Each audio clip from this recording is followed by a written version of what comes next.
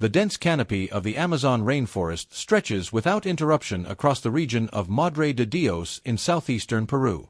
From above, it appears as a continuous green quilt, punctuated by winding rivers that reflect the occasional sunlight. The air is humid, heavy with the scent of damp earth, decomposing leaves, and flowering plants.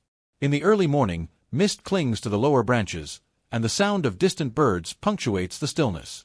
Underneath the canopy, the forest floor is uneven. Fallen logs, roots, and thick undergrowth make travel slow and uncertain. Small streams wind through the landscape, carrying water from the higher elevations toward the larger rivers. The humidity is constant, and sunlight only penetrates in patches, creating shifting patterns of brightness and shadow. Animal life is abundant but often unseen. Insects crawl along leaves and trunks. The calls of monkeys echo from distant branches. Occasionally, a flash of color hints at a bird or reptile moving through the foliage. Despite the apparent abundance, the rainforest is unforgiving. Food is not always visible. Water may be contaminated.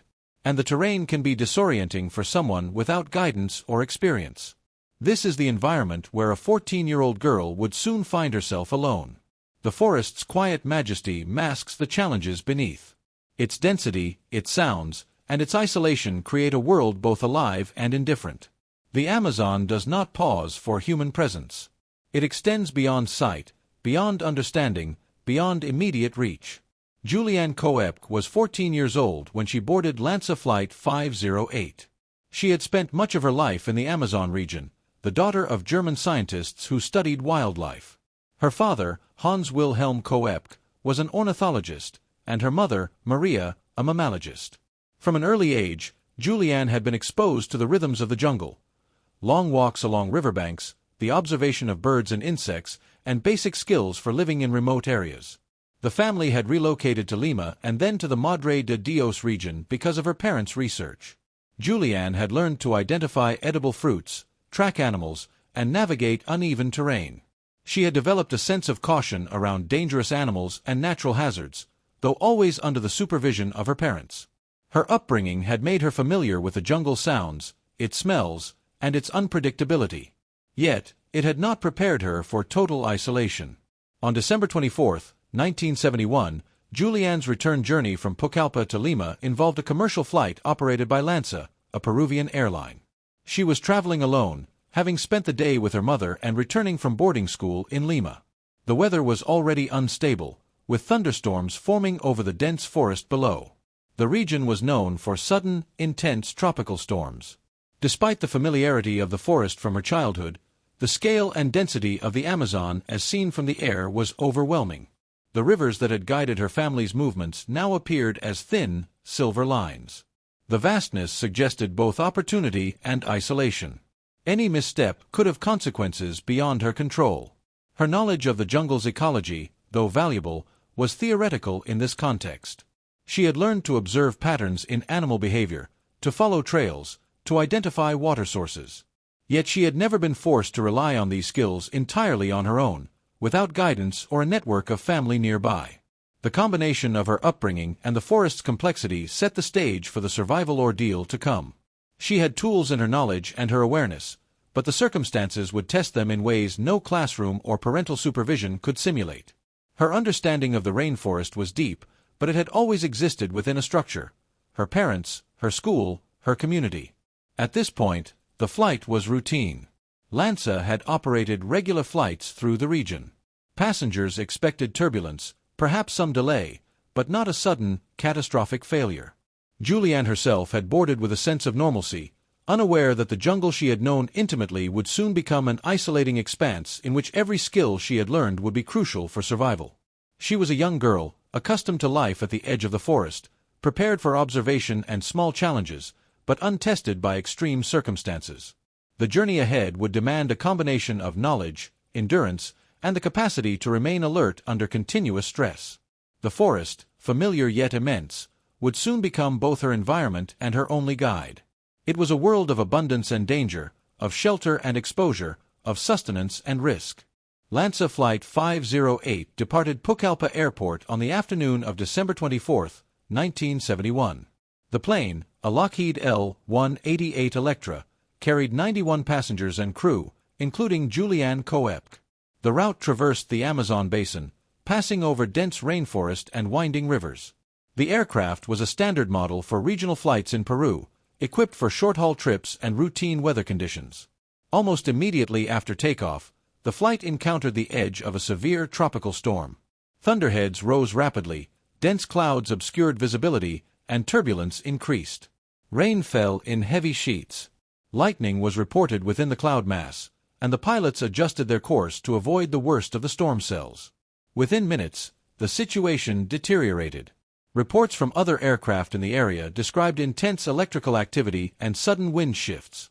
The Lanza Electra was hit by a lightning strike, a phenomenon not uncommon in tropical storms but capable of catastrophic mechanical consequences. Witness accounts later indicated that the fuselage suffered severe damage, causing a rapid depressurization and loss of control. Julianne was strapped into her seat as the cabin shook violently. Objects were tossed, passengers screamed, and the plane's trajectory became erratic. In less than a minute, the Electra broke apart in midair. Sections of the fuselage detached and fell toward the forest below.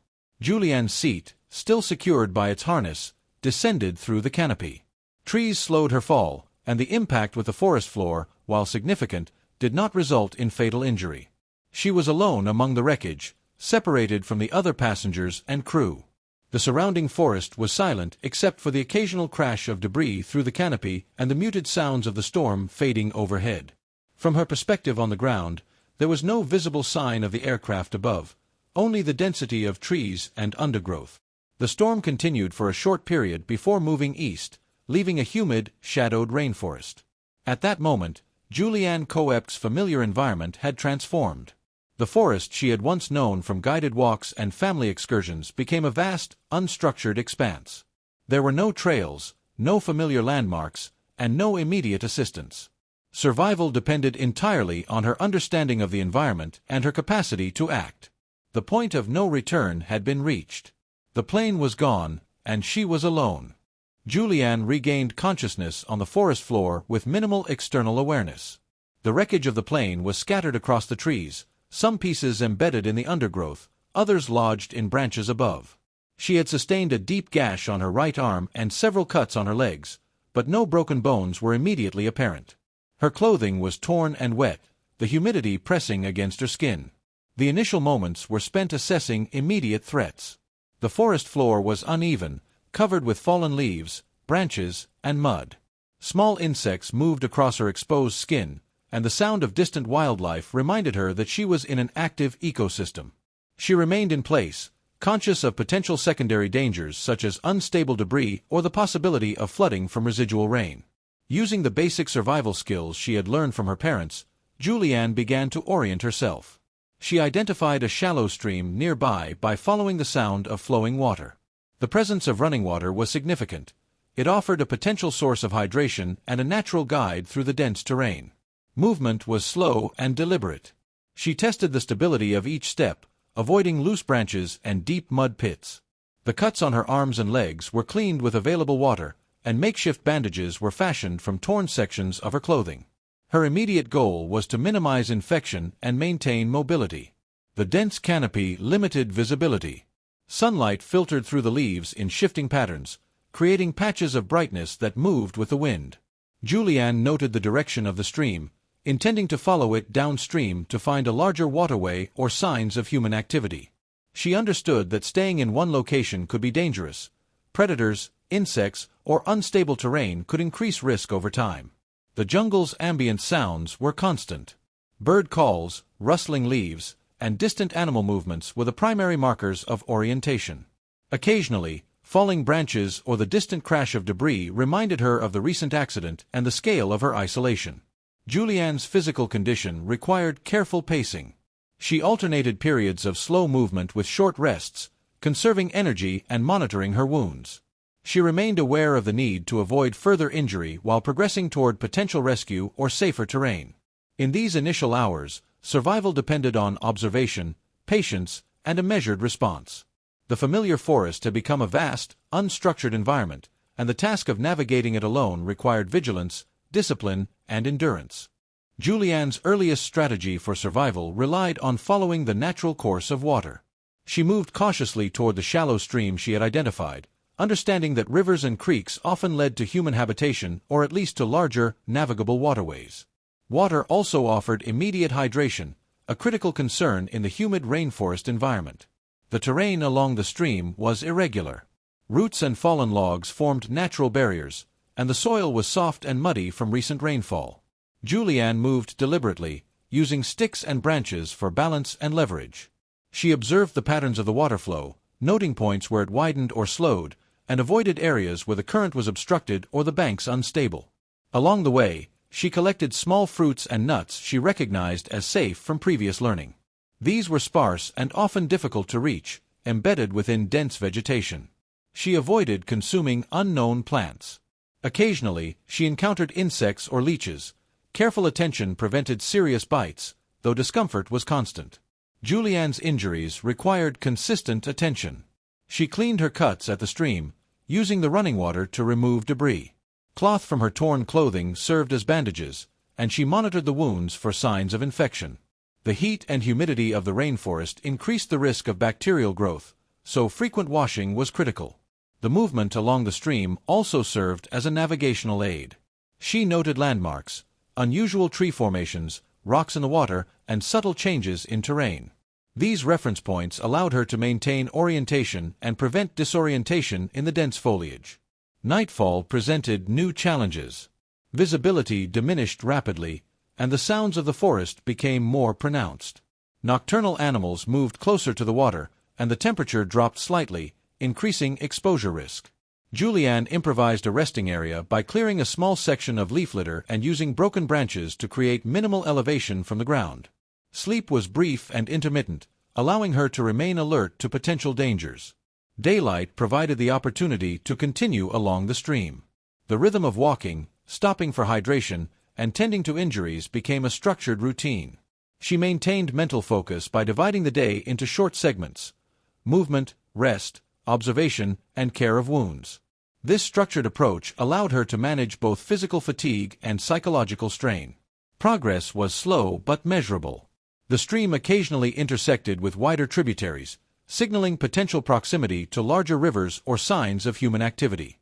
Julianne recognized that persistence and careful observation were necessary to bridge the distance between isolation and rescue. By the fourth day, she had traveled several miles along the watercourse. Each step required assessment of footing, vegetation density, and wildlife activity. Following the stream provided both sustenance and orientation, reinforcing the practical importance of natural markers in survival within the rainforest. As the days progressed, Julianne's injuries became a constant concern. The gash on her arm, while initially manageable, began to show early signs of infection. She cleaned it frequently with stream water, but the humid environment and exposure to soil and plant matter increased the risk. Small cuts and abrasions on her legs also required attention. She tore fabric from her clothing to create makeshift bandages, securing them carefully to maintain mobility while protecting the wounds. Insects presented another continuous challenge.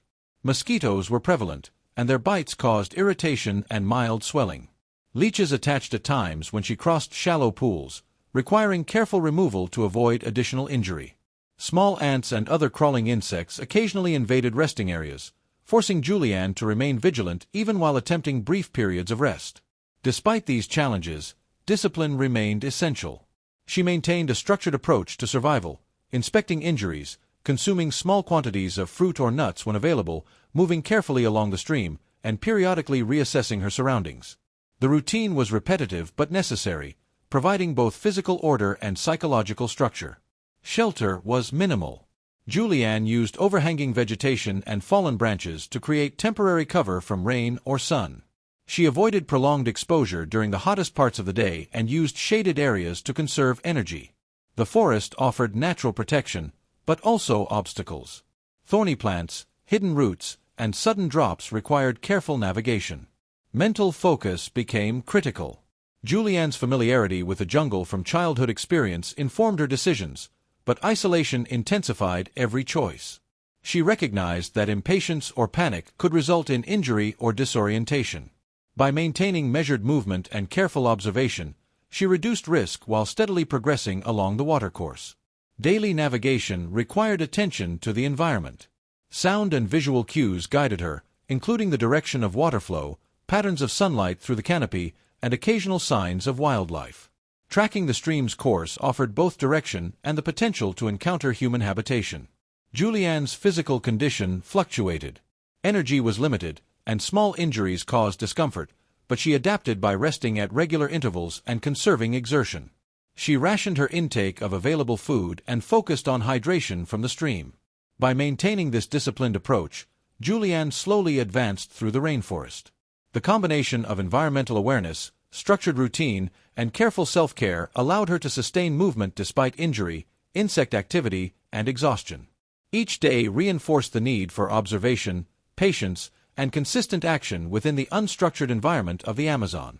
By the second week, the effects of prolonged exposure and minor injuries began to accumulate. The gash on Julianne's arm showed clear signs of infection, redness, swelling, and warmth around the wound. Without medical supplies, she relied entirely on the flowing water to clean the injury, carefully removing dirt and debris, and frequently changing the fabric she used as a bandage. Despite these measures, the infection caused intermittent pain, limiting her mobility. Isolation compounded the physical strain. There were no visible signs of other humans, and the dense forest prevented distant sounds from providing orientation.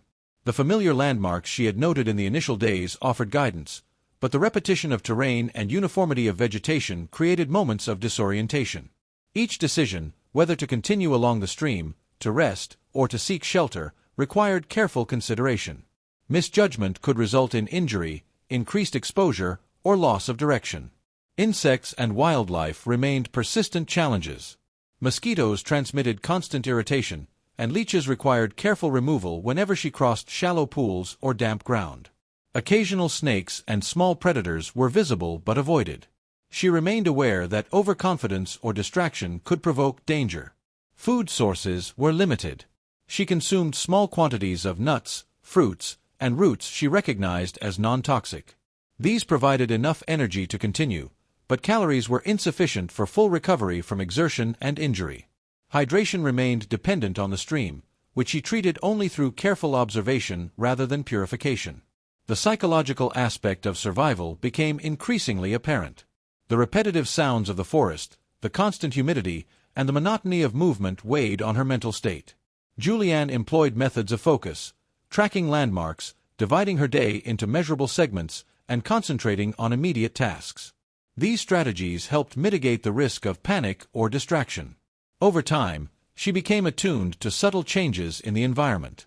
Shifts in water flow, the direction of sunlight, and distant animal movement provided cues for navigation.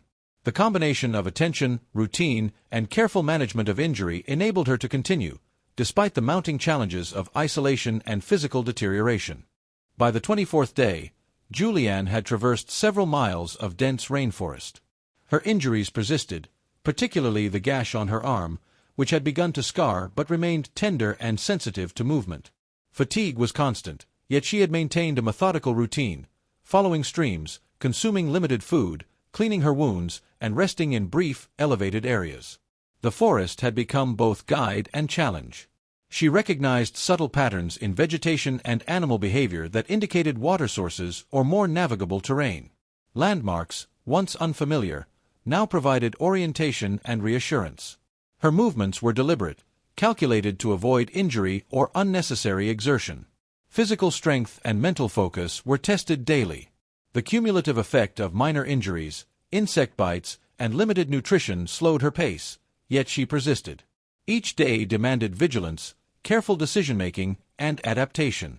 By this point, Julianne's survival was a product of routine, observation, and endurance. The rainforest, once a familiar environment under guided conditions, had become an unstructured expanse in which every step and every choice mattered. On the 24th day, Julianne reached a small clearing where a group of local lumbermen was working. She was discovered near the edge of a stream, her clothing torn and her body showing the cumulative effects of the ordeal. The men provided immediate basic care, attending to her wounds and offering food and water. The presence of humans marked the first tangible point of contact since the plane crash. There were no celebrations, only measured observation and practical assistance. Julianne's condition was documented. Dehydration, exhaustion, and infection were evident, but she was conscious and responsive. From the clearing, arrangements were made to transport her to medical attention in a nearby settlement. The journey from the forest floor to a structured environment was gradual, with continued monitoring and care. The lumberman's camp served as the first secure location where immediate survival needs, hydration, nutrition, and shelter, were addressed. The rescue was practical and methodical. No dramatic gestures were recorded. The forest had yielded her to human presence, but the conditions of survival, injury management, navigation, endurance, remained the critical factors that allowed her to reach safety. Julianne Coep's survival became a reference for rainforest endurance and human resilience. The combination of knowledge, routine, and adaptation had allowed her to navigate 24 days alone. The forest remained unchanged, vast and indifferent, while her passage through it demonstrated the quiet efficacy of discipline, observation, and sustained effort.